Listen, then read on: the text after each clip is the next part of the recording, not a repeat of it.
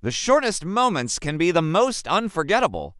They say that you never really know how strong someone's feelings are until you meet them halfway.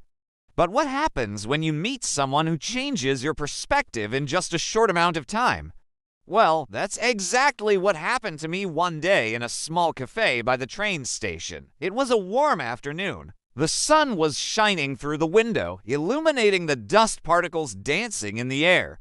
I was sitting alone at a table, reading a book, sipping my coffee occasionally. The bell above the door chimed, announcing a new customer. I looked up and saw a girl hesitate at the entrance. She was beautiful, with long flowing hair and a warm smile. The place was packed, and there were no empty seats. So when she approached my table, I knew what she was going to ask. "Hi," she said, her eyes sparkling. "I hope I'm not bothering you, but is it all right if I share your table?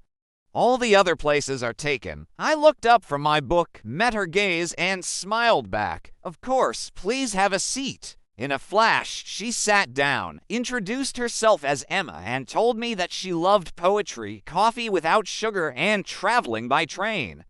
She pulled out a well-worn copy of Wuthering Heights from her bag, and we began discussing our favorite characters.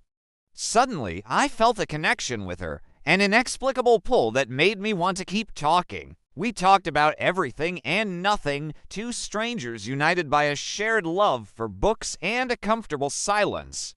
I learned that she had a passion for languages and was planning to travel to Italy to study art history.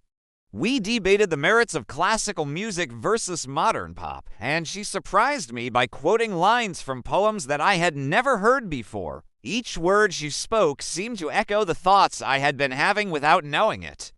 The conversation flowed effortlessly between us, punctuated by her infectious laughter.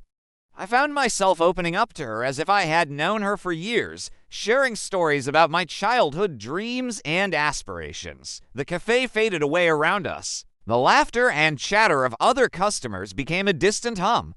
It was as if the world had shrunk to the size of our table, containing all the hopes, dreams, and emotions that connected us.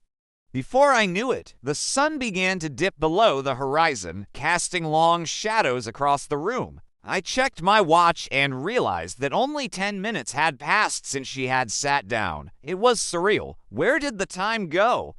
In those 10 minutes, we had shared more laughter, more stories, and more dreams than I had in weeks. Suddenly, a loud announcement echoed through the station, startling us both.